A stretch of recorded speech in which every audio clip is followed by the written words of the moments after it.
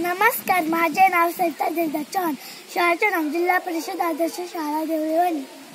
वाव, किती भारी केक. चला आपण तिघी वाटून खाऊया.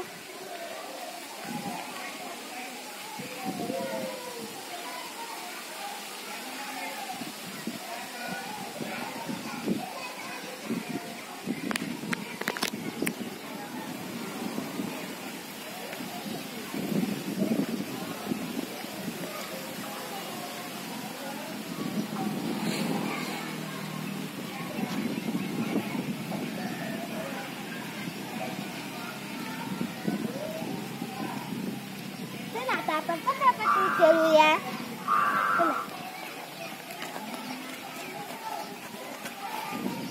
अगं, आपण ना हे सांडपाटला मध्येच टाकले, त्यामुळे तुझ्यासाठी चल आपण ना हे सांडपाटला कचऱ्यात पण टाकू.